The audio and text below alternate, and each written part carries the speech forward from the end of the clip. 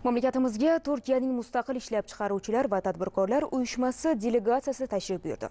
O'zbekiston Savdo-sanoat palatasida parlament senati vakillari ishtirokida bo'lib o'tgan muloqotda ikki mamlakat o'rtasidagi investitsiyaviy hamkorlikni yanada rivojlantirish hamda kengaytirish istiqbollariga oid masalalar ko'rib chiqildi. Ish odamlari.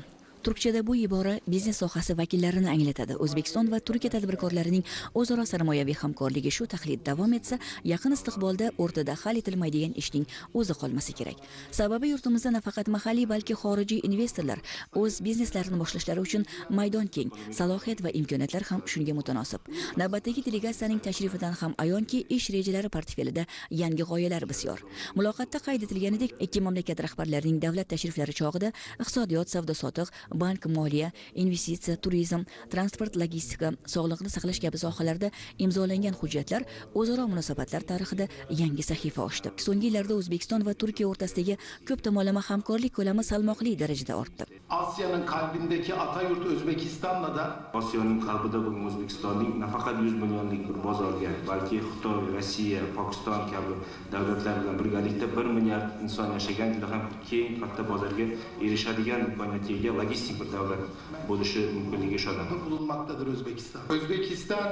O'zbekiston amalga oshirayotgan islohotlari bilan o'sha mintaqadagi davlatlar o'rtasida bog'lovchi bir rolga ega bo'lib, o'sha hamkorlikni, biznesni rivojlanishiga muhim turtki bermoqda. Ticaret yollarını birbirine bağlayan Bu galgi delegatsiya tarkibi O'zbekistonga ilk bor kelgan ko'plab turk ishbilarmonlaridan iborat. Ular mamlakatimizda investitsiyaviy muhitni yanada yaxshilash, iqtisodiyotni liberallashtirish, tadbirkorlarning qonuniy huquq va manfaatlarini himoya qilish borasida amalga oshirilayotgan chora-tadbirlar bilan tanishtirildi. Shuningdek, O'zbekistonda kechayotgan iqtisodiy islohotlar, investorlar uchun yaratilayotgan imtiyozlar xalqaro moliya institutlari tomonidan ham qo'llab-quvvatlanayotganligi alohida qayd etildi. Davra suhbati davomida tomonlar respublikamizda ziyorat turizmi, qurilish va shaharsozlik sohalarida yaqin hamkorlik qilish masalalarini ham ko'rib chiqishdi.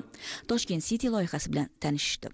Kunning ikkinchi yarmida O'zbekiston va Turkiya ishbilarmon doira vakillari ishtirokida B2B formatidagi uchrashuvlar tashkil etildi.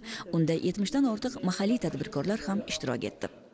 Burada olmaktan çok mutlu. Biz O'zbekistonga kelganimizdan juda mamnunmiz. Sababi xalqlarimizni tarixiy mushtaraklik bog'lab turadi. O'zbekiston bizning ota yurtimizdir. Bizda o'zbekistonlik tadbirkorlar bilan hamkorlik qilishga katta qiziqish uyg'ondi. Delegatsiya tarkibida kelgan boshqa ishbilarmonlar qatorida biz ham o'z yo'nalishimiz bo'yicha hamkorlikni taklif qilyapmiz. Kompaniyamiz logistika sohasida faoliyat ko'rsatadi. Shu vaqtgacha dunyoning ko'plab davlatlari, jumladan Rossiya, Yaqin Sharq mamlakatlari, Yevropa, Afrika, Amerika Qo'shma Shtatlarida biznes loyihalarimizni tatbiq etganmiz.